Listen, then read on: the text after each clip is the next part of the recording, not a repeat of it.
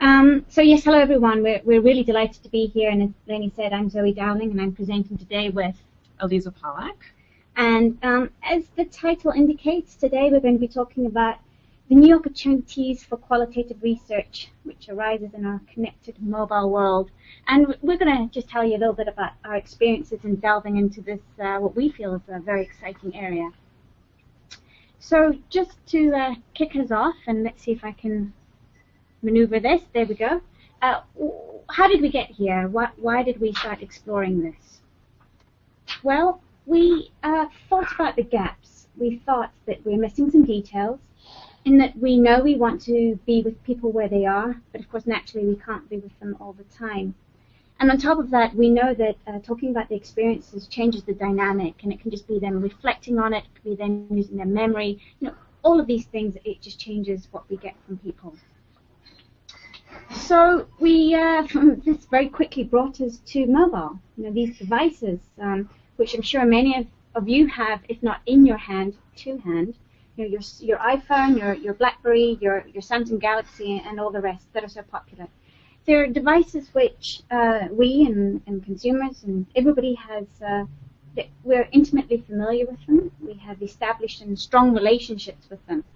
So it's kind of natural that if we leverage the existing capabilities, which are so easy to do, taking a picture, shooting a video, and talking to the phone, be it talking to over the phone, or saying a voice memo, or texting, writing a text note. If we leverage these capabilities, we can use it to our advantage, and keep in contact with consumers whilst they're on the go, and hopefully obtain rich data and key moments of truth. So that's the hope, and it sounds pretty good. We can explore immediate reactions in situ. We can get closer to mobile lifestyles and hard-to-reach consumers, and we can do it in ways that are engaging and fun for participants. And all told, you start to think, wow, is mobile the holy grail of consumer-generated ethnography? And so given this, with this promise, and we're thinking we definitely want a piece of that, we started exploring a number of the different dedicated research applications out there.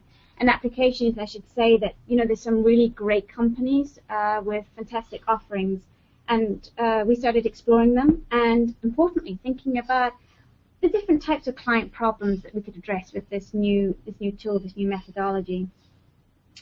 In one of our first forays into this world, we undertook a hypothetical case study, and a big thank you to CIMAC and our friends at Ethos for letting us use their app for this pilot. We came up with the idea just that a car rental company wanted a deeper understanding of their consumer's journey whilst hiring with them. And so using that idea, we composed tasks pre, post, and during the rental process. And what I've got here on this next slide is we actually created a video output from the data. And unfortunately, just due to the the technology of streaming over the web, it wasn't possible to show the video. But what I'm going to try and highlight is just that we created a nice journey. We got a nice picture of what that journey sort of literally and metaphorically is about. All of the data was captured via the mobile phone, and I should, full disclosure, I was the guinea pig. I was the one hiring the vehicle, and I used my iPhone, and I was a very diligent participant, and took lots of pictures and voice memos and video, and even used text notes to respond to the tasks that were created. And if we just go through this very quickly, we're able to use the geolocation feature. Whenever I took a picture or uploaded an entry, you could spill the journey that I took, that went all the way from Los Angeles to the Grand Canyon. In one of the pre-tasks, we had describe your ideal rental vehicle. So when you were thinking about going into this, what are your expectations? What are you thinking about? And for us, we were looking for comfort because we knew we were going to have extended time in the car. And importantly, we wanted it to be clean inside. You wanted it to be clean and fresh, and thinking that you were the only person using this car. So that was kind of the thought going into it. Then we had different tasks around, describing and talking about the pickup process and how was it, and it was fantastic. It was really great. Then we had a sort of a shot saying, or a task saying, using video, tell us about your first impressions of the vehicle. And here, and I picked this out for illustration, but I talk about picking up the vehicle, and so there's one thing about it, and it was very, maybe if you look around, most people might not have noticed, but I picked up that it was not particularly clean. That in fact I felt it was a little bit grubby, which already was pointing to, oh, my expectations hadn't been fully met. And that all said, though, if you saw the rest of it, it was, overall though, it's really good. We used some of the other diary features, on day 3 with Grand Canyon, day 4 we moved on to the Hoover Dam, sort of you could trace this kind of journey going on. And then in closing, there was just some reflections and the voice memo, just thinking about the vehicle after we'd done over 1,100 miles. We did notice, as I say here, we're noticing that the brakes aren't as sharp as they should be. And it was nothing that made us think, oh, we want to give up time to go and get this looked in, go into the car rental company where we were to see if we should exchange the car, but just something we thought, if this was our car, we'd know it need work. We also noticed that it popped up saying it needs an oil change. And overall, I think my quote is, I say, so that's a little bit disappointing. And I think just, very blatantly here, though, highlighting just the certain things that we found from the car rental experience of what we're looking for. And Aliza will talk a little bit more about that later on. So, as I said, this was a video output. If you're interested in seeing, I will actually tweet after the session a link. We've got it on YouTube, or you can follow that URL. I'm not sure if it's up there now, but it will be later. And it's a fun little watch. Yeah, it's actually very amusing. I think that Zoe did it great justice in performing it orally, but it's very amusing. Yeah, if you want to hear about my vacation plans. So. Suffice to say, though, we were strongly encouraged by the potential for mobile qualitative research after sort of going through this process and seeing the output and just thinking, wow, we can really see what we want to do with this. However, and there's always a battle, however, isn't there? It does bring us to the perils. After taking some more trials, after more reflection on the process, working on a client pilot and so on, we realized that really the creation of this output, the getting to the insights and building the story, and even from a participant point of view, it all took an extensive amount of work. Just that the researcher prep beforehand, building the tasks, as I said already, the amount of time, it turns out I was actually a very dedicated participant. I did put a lot of time into it. As being one participant, it was quite interesting and amazing how much data was generated. You've got to go through your video clips. You've got to go through, I did a voice memo every day for part of the diary, the journey diary, the pictures and the different notes. So there was a lot to just kind of plow through, just with one person. And then, of course, to get that through to the story drafting, analysis, storyboarding, and video production. So what we learned, this was a lot of work, and that actually all this work's required for all projects to make mobile qualitative successful. And that's only one part. The other half of the equation is that we need consumers to take us on this journey. So as Zoe said, she was a very willing participant. So not only do they need to be willing, but they need to give us the whole story. That's a lot of data they need to recognize. This is another example of a project that we worked on, another case study where we were working for a retailer who wanted to understand fashion trends a little bit more, really how they're lived versus how they're communicated.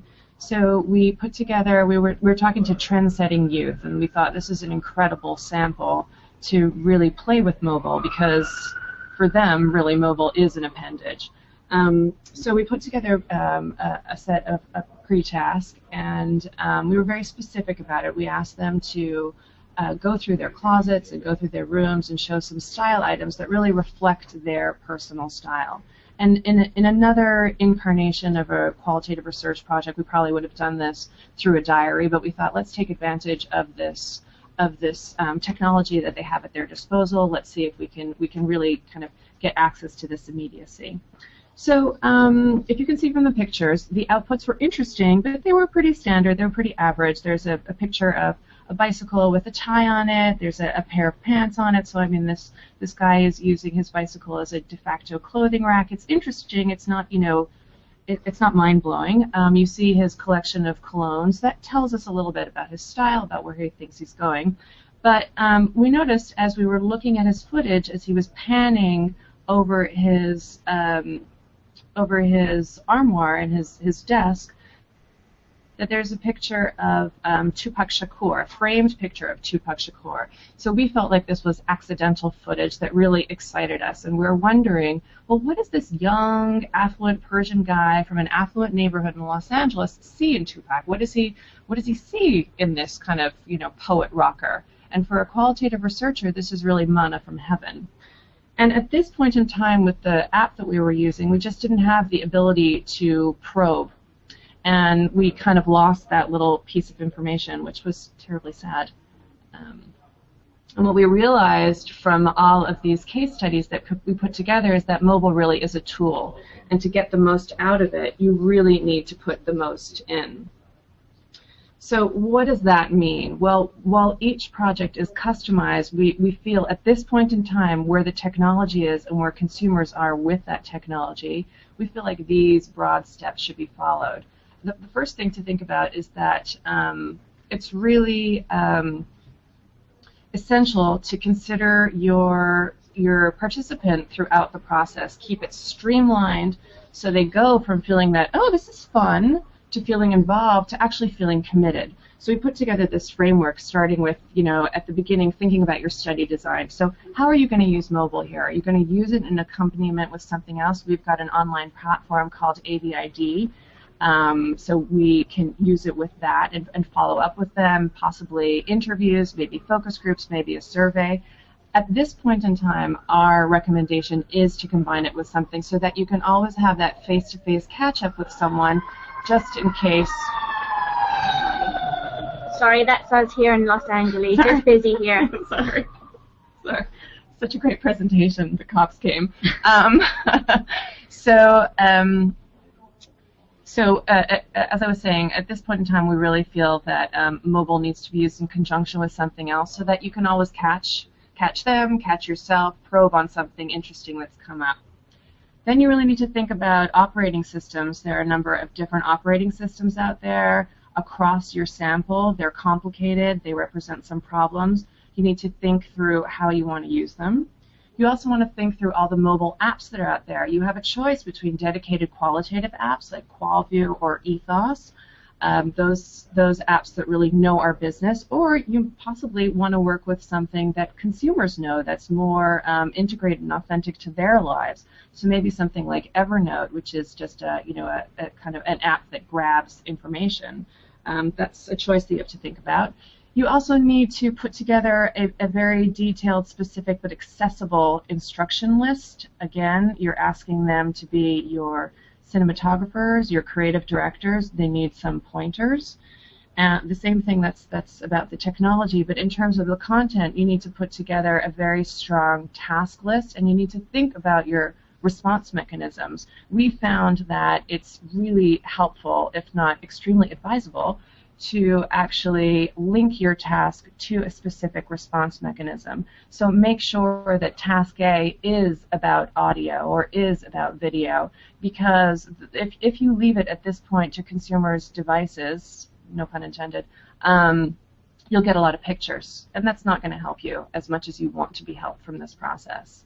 And ultimately, going through, you need to think about what you're going to be doing afterwards, post. Are you going to be doing a video that really, changes what you're getting, how you're thinking about asking and designing these tasks? Are you going to go into a survey, etc.? And I think the most important thing throughout every aspect of this process, every phase, is that you have to constantly think about how you're going to engage, how you're going to keep your respondent focused throughout this incredible longitudinal experience. So it's really not something that happens accidentally. It's really thought through and designed from conception. So really one wonders, all that work, why? Why bother?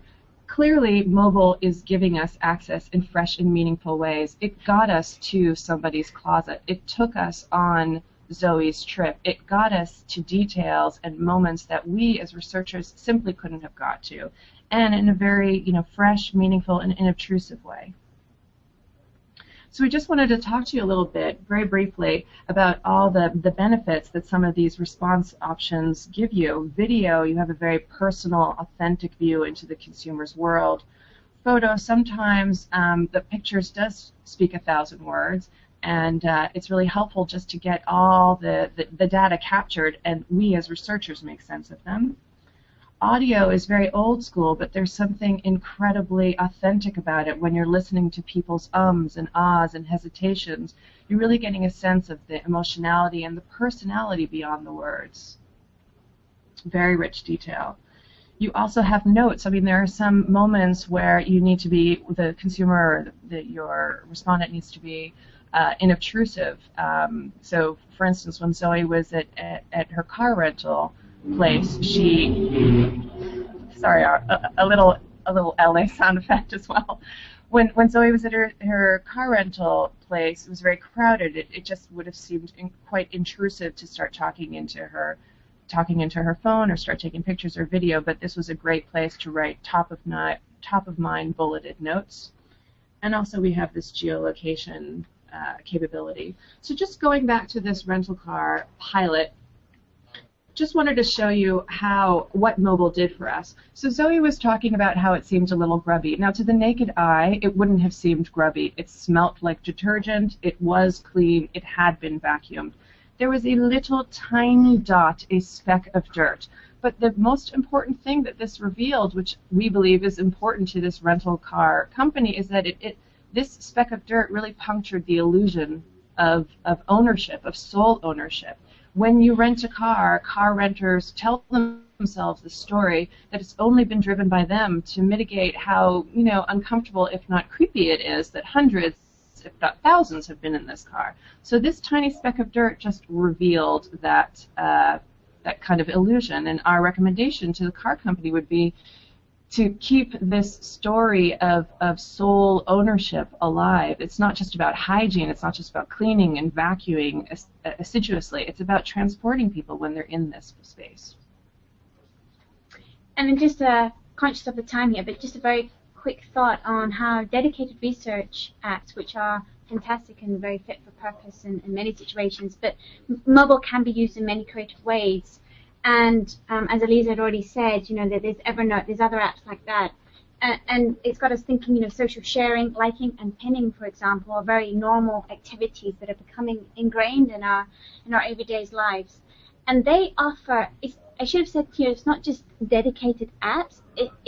There's dedicated, there's websites that have supplementary or complementary applications that go with them, which allow participants, to use the device of their choice, now be it a smartphone, be it a tablet, be it their laptop or desktop computer. So use the device of their choice to either pull content from the web and pin it, share it, to us in a way that could be meaningful for the project, but they can also upload and create their own content at the same time using these apps. So we think there's a lot of potential for mobile, that goes beyond sort of the dedicated apps and using tools that are out there already. The caveat here is that it, of course, must always be done with purpose. We've got to know, at the end of the day, you're there to answer your client's problem, and it's about meeting that problem with the best tools that are going to answer that problem and also work for the participants, the people that you're talking to. Mm-hmm. So we really visualize our positions as able conductors. We need to flex our research muscles to forage, make meaning, and tell stories. We need to help our respondents find the data that we're looking for. It's still always about capturing the right data, mining it when we get it, and turning it into actionable insights. So just a reminder, at this point, to make this work for you, you need to get your freak on. You need to get your inner control freak on. It really is about designing it from the beginning and staying true and dedicated to your design all the way through. So we thank you so much for listening to our story and listening to our sound effects as well. Yeah, sorry about that.